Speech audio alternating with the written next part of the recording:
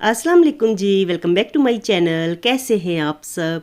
आज मैं आपके साथ मीठी ईद के लिए मीठा बनाने की रेसिपी को शेयर करूंगी। यानी कि आज हम बनाएंगे जी शीर खुरमा।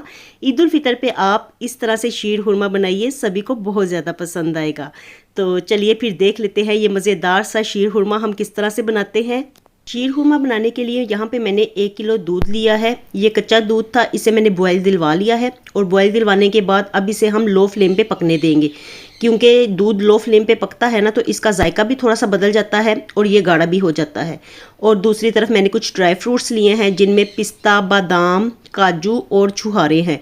तो इनको बिल्कुल बारीक बारीक मैंने चॉप कर लिया है, क्योंकि शीर खुरमे में ना ड्राई फ्रूट्स बारीक बारीक हों तो तभी मज़ा आता है शीर खुरमा खाने का।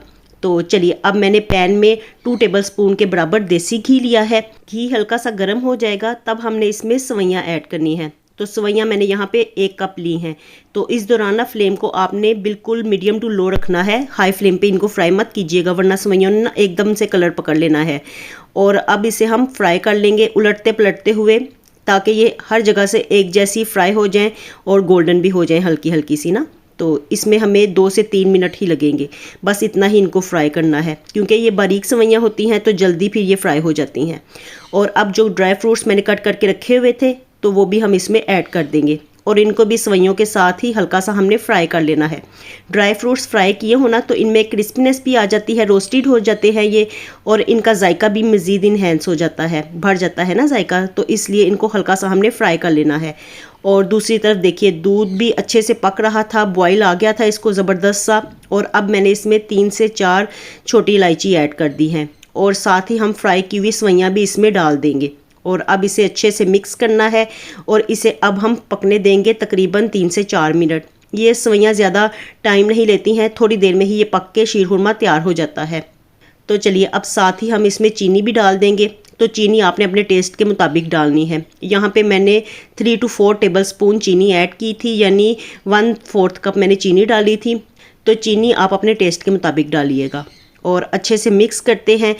और अब इसमें हम ऐड करेंगे जी 2 tablespoon dry milk. Dry milk add करने से इसका जायका मज़ीद बढ़ जाएगा।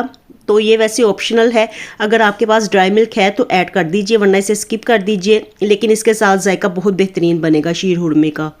अच्छे से मिक्स कर लेंगे और अब इसे हमने सिर्फ 2 से 3 मिनट के लिए पकाना है। सवैयों को ज़्यादा गाढ़ा नहीं करना हमने। और लास्ट में हम इसमें ऐड करेंगे जी किशमिश के चंद दाने।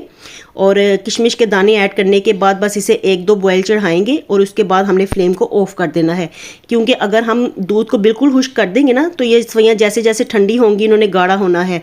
तो इसलिए इसे इस वक्त लिक्विड ही रहने दीजिएगा, इसमें दूध रहने दीजिएगा, बाद में ये गाढ़ी हो जाएंगी।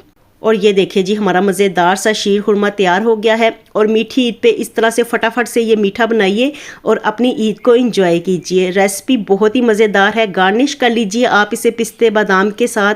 और ये देखिए, इसकी फ़ाइनल लुक देखिए, कितना ज़बरदस्त मज़े का लग रहा है ना। रेसिपी पसंद आए वीडियो को लाइक, चैनल को सब्सक्राइब कीजिएगा। मिलती हूँ आपसे दोबारा नई वीडियो के साथ। अल्लाह हाफिज़ एंड टेक केयर।